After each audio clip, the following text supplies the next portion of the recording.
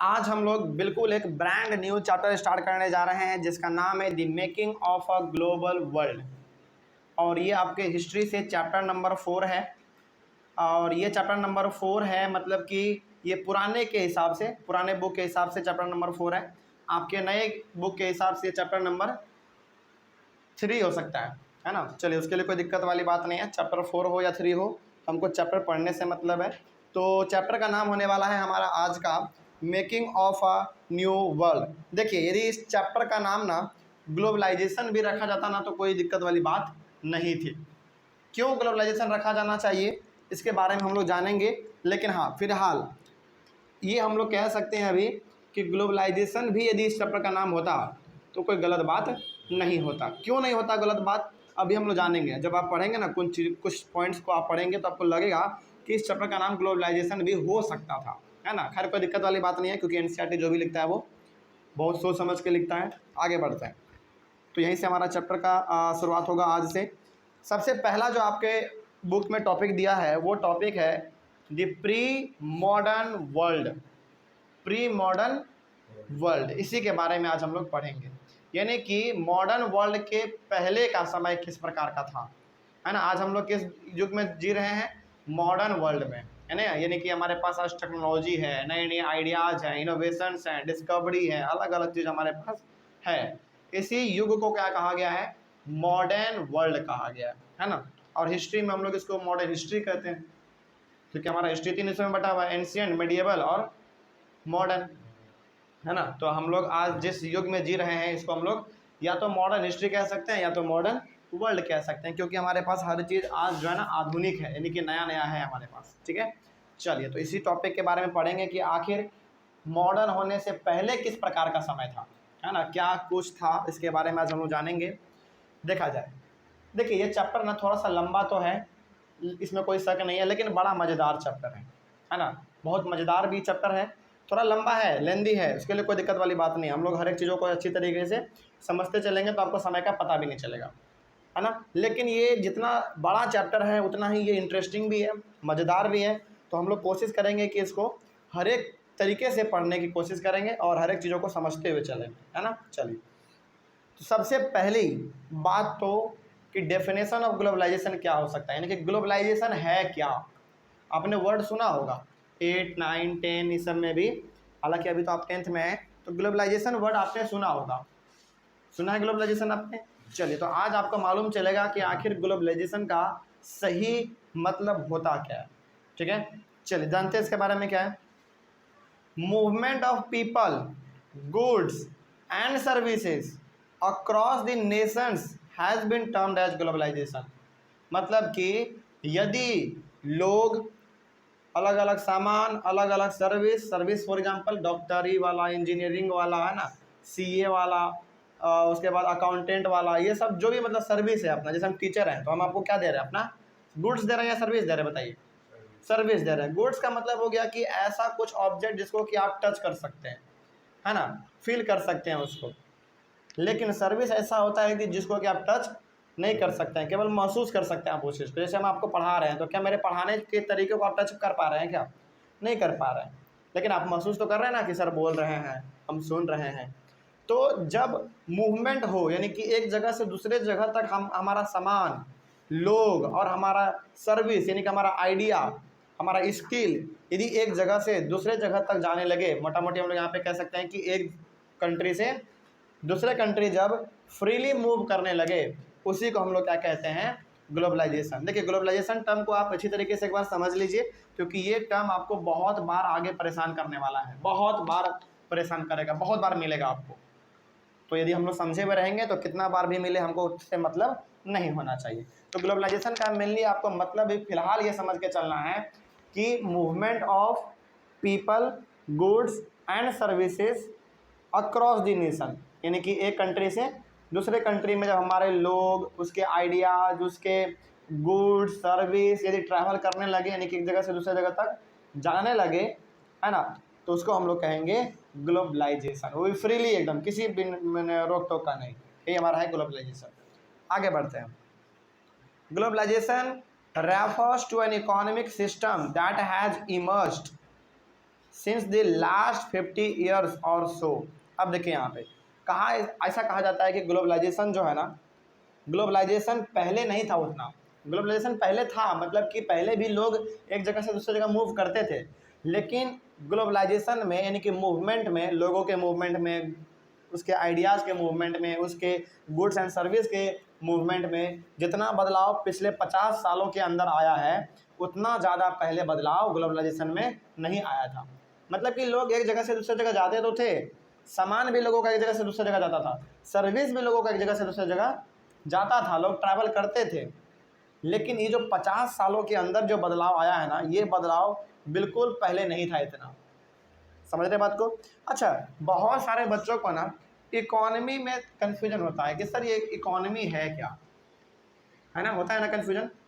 Economy क्या है? देखिए, दो टर्म है आपके पास, एक है कंट्री और है एक इकोनॉमी। देखिए, अब हम आपको यहाँ पे बता ही देना चाह रहे हैं कि आखिर बच्चों को कन्फ्यूजन क्यों होता है इकोनॉमी में, क्या है आखिर इकोनॉमी। नाम तो सुनते हैं इकोनॉमी इकोनॉमी इकोनॉमी, लेकिन वास्तव में है क्या इकोनॉमी, जान लीजिए इसको, क्योंकि ये चीज़ आपको 11th 12th ज़िंदगी भर काम देगा। ठीक है ना, बड़ा बेसिक सा चीज़ है, बस इसको आप समझ लीजिए। कंट्री और इकोनॉमी में क्या डिफरेंस होता है। देखिए, कंट्री एक पॉलिटिकल बाउंड्री के अंदर होता है ना। जैसे हमारे इंडिया का यदि कंट्री, यानी कि हमारा इंडिया क्या है, कंट्री तो है, यदि इसका पॉलिटिकल बाउंड्री हम लोग देखें तो जम्मू कश्मीर से लेकर कन्याकुमारी तक है ना। उधर फिर राजस्थान तरफ से लेकर इधर हमारा अरुणाचल प्रदेश तरफ इतना दूर तक है, ये हमारा क्या है, पॉलिटिकल बाउंड्री है। तो पॉलिटिकल बाउंड्री के अंदर ही हमारा कोई कंट्री हो सकता है। यानी कि आपने क्या समझा यहाँ पे कि कोई कंट्री यदि होता है तो उसका खास दायरा होता है ना, उसके बाहर वो नहीं जा सकता है, उसके अंदर वो कुछ भी करे उससे मतलब नहीं है, लेकिन उसके बाहर वो नहीं जा सकता, यानी कि उसका एक बाउंड्री है ना, उसी के अंदर वो अपना काम करता है, उसी को हम लोग कहते हैं कंट्री। लेकिन सवाल अभी भी आपके मन में होगा कि सर कंट्री तो आपने बता दिया, इकोनॉमी क्या है। देखिए अब ध्यान से सुनिए, जब भारत का लेन देन या फिर भारत या फिर किसी और कंट्री का भी यदि लेन देन किसी दूसरे कंट्री से होता है, लेन देन का मतलब कुछ हम तुमको देंगे, तुम कुछ हमको दो, है ना। जैसे हम लोग क्या करते हैं, इंडिया वाले लोग, हम लोग पेट्रोल कहाँ से खरीदते हैं, सऊदी अरेबिया से खरीदते हैं, है ना। हमारे पास अलग अलग जो मोबाइल आता है वो कहाँ से आता है, चाइना से आता है, जापान से आता है, अलग अलग जगहों से हमारे पास सामान आता है। कार, मर्सिडीज, फिर से फोर्ड, ये सब गाड़ी कहाँ से आता है, बाहर से हमारा आता है। तो भारत का और बाकी भी कंट्री का जिसके साथ लेन देन है, कुछ भी चीज़ों का लेन देन हो सकता है, वो मसाला का हो सकता है, कपड़ा का हो सकता है, गाड़ी का हो सकता है, मोबाइल का हो सकता है, स्मार्ट फिर से टीवी का हो सकता है, गाड़ी का, बाइक का, किसी भी चीज़ का लेन देन हो सकता है। तो जहाँ जहाँ से भारत लेन देन करेगा वहाँ वहाँ तक उसका इकोनॉमी समझा जाएगा। फॉर एग्जांपल मान लीजिए हम लोग भारत वाले लोग सऊदी अरेबिया से पेट्रोल लेते हैं, है ना, तो हमारा इकोनॉमी कहाँ तक माना जाएगा, भारत से लेकर सऊदी अरेबिया तक माना जाएगा कि भारत का इकोनॉमी वहाँ तक फैला हुआ है। और इधर समझ लीजिए दूसरा बात, फिर हम लोगों का जो लेन देन होता है वो बहुत हद तक जापान से भी होता है टेक्नोलॉजी के मामले में। तो हमारा इकोनॉमी कहाँ तक फैल गया, जापान तक फैल गया, है ना। हमारा लेन देन ऑस्ट्रेलिया से भी होता है, अमेरिका से भी होता है, चाइना से भी होता है, अफ्रीका से भी होता है, हर जगह से हमारा लेन देन होता है। कुछ हम लोग लेते हैं, कुछ हम लोग उसको देते हैं। तो ये जो लेन देन का मामला है, ट्रेडिंग का जो मामला है, जहाँ जहाँ तक जिस जिस कंट्री से होगा वहाँ तक हमारा कहा जाएगा कि इकोनॉमी फैला हुआ है। तो क्या अब आपको कभी भी कन्फ्यूजन होगा कंट्री और इकोनॉमी में? कभी भी नहीं होना चाहिए, क्योंकि कंट्री जो होता है ना वो खास एक पॉलिटिकल बाउंड्री होता है, उसी के अंदर आपको जो करना है आप कीजिए। लेकिन एक इकोनॉमी ये होता है कि यदि आप अपने कंट्री का लेन देन किसी दूसरे कंट्री से कर रहे हैं, जहाँ जहाँ वो कंट्री फैला हुआ है, जहाँ जहाँ से आप लेन देन कर रहे हैं, वहाँ तक समझा जाएगा कि आपका इकोनॉमी फैला हुआ है। और आज भारत का वर्ल्ड के बहुत अलग अलग इकोनॉमी में से भारत का भी एक ऐसा इकोनॉमी है जो कि बहुत बड़ा है।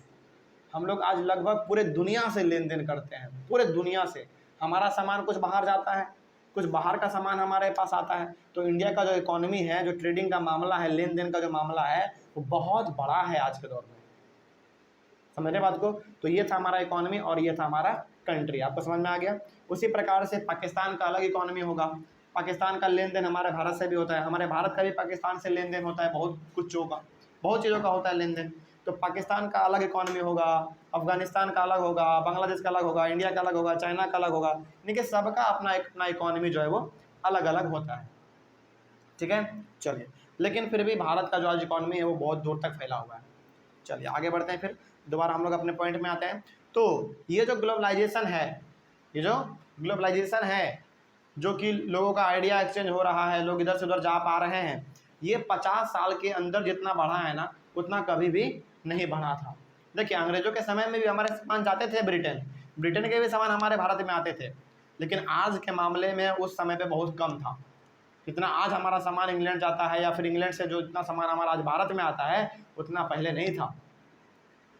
यही कारण है कि आज विदेश वाले बच्चे भी भारत में आके पढ़ सकते हैं, और भारत वाले बच्चे भी विदेश में जाके पढ़ सकते हैं, ड्यू टू ग्लोबलाइजेशन।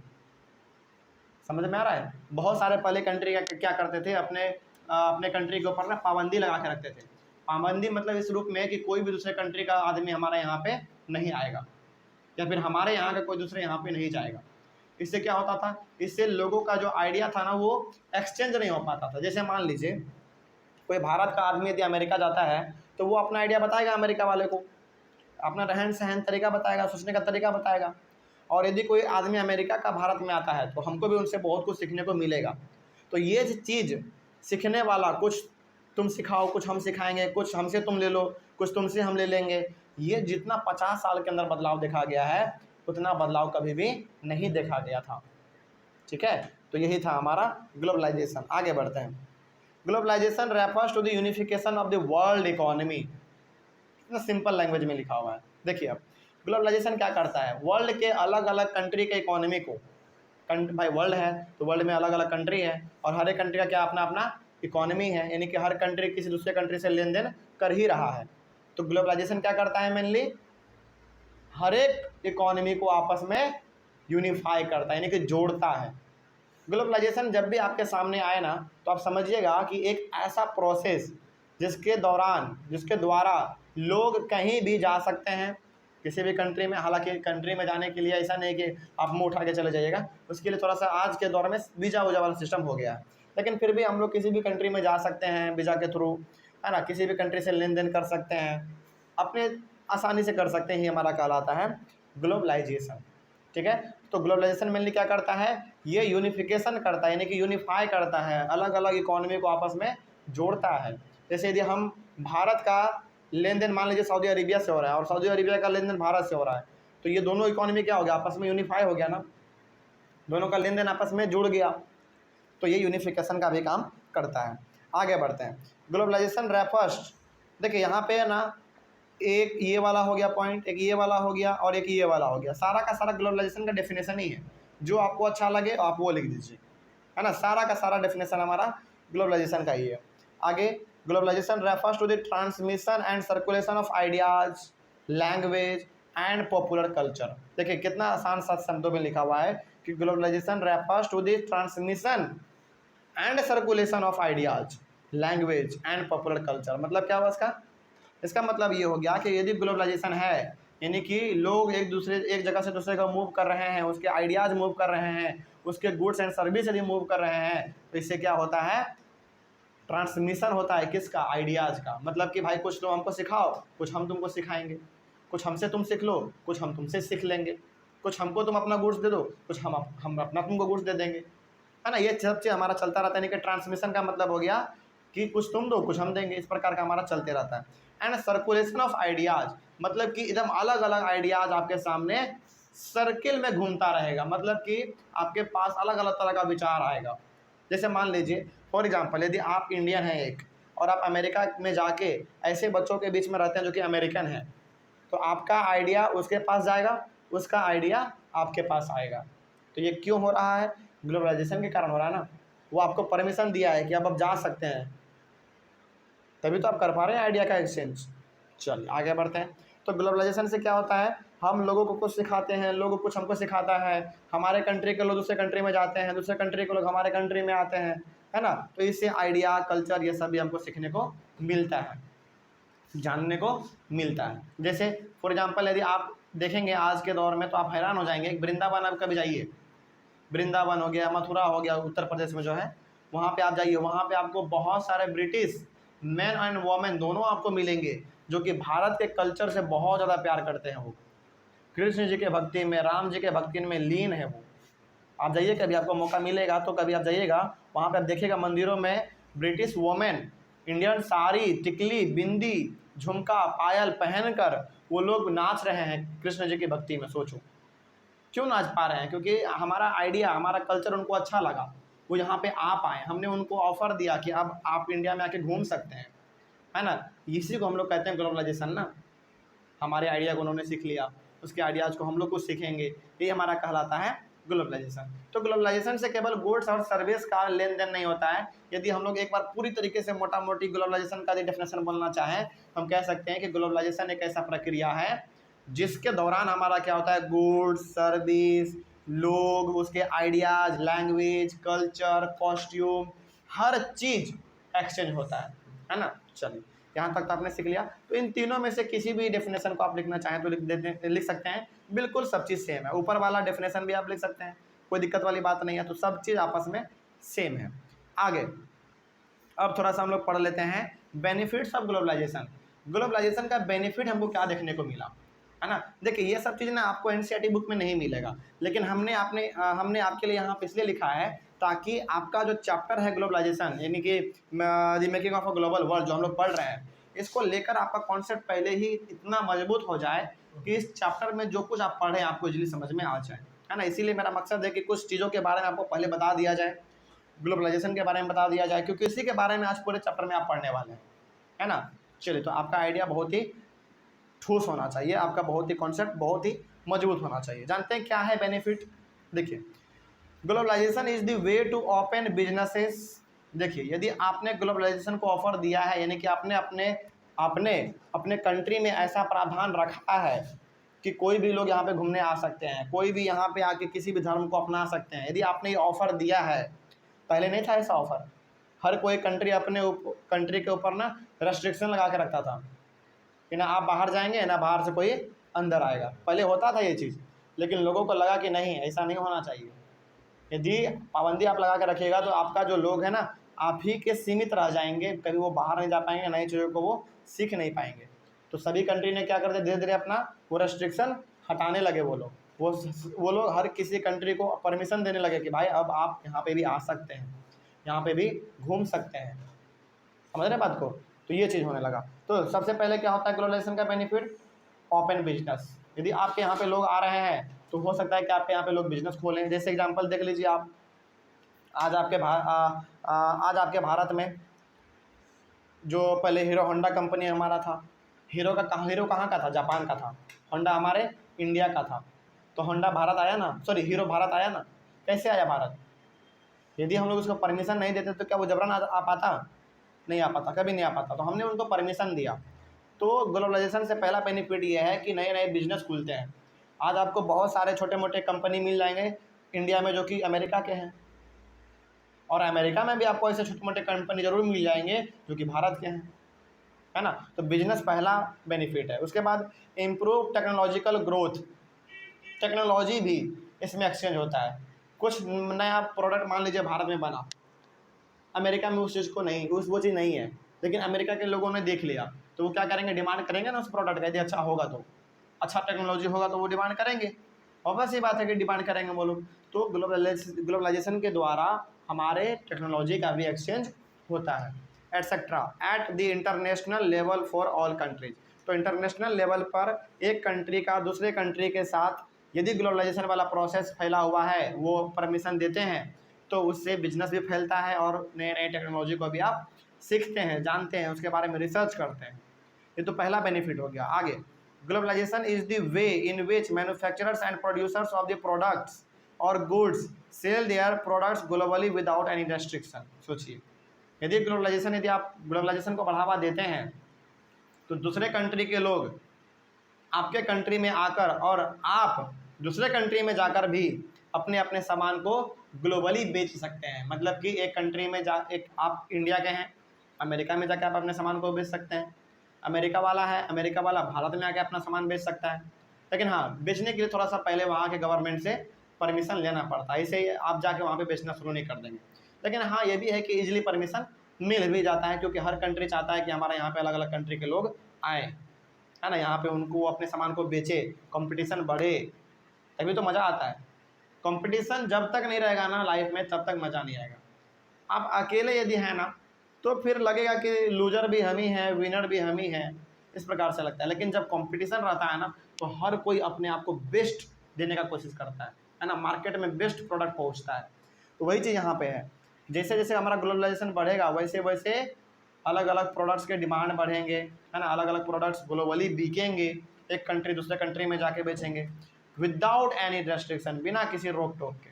लेकिन हाँ, यहाँ पे थोड़ा सा रोक टोक इस मामले में हो जाता है कि पहले आपको गवर्नमेंट से परमिशन लेना पड़ता है, ठीक है ना। आगे बढ़ते हैं, और इजली भी वहाँ का गवर्नमेंट जो है ना परमिशन दे भी देता है।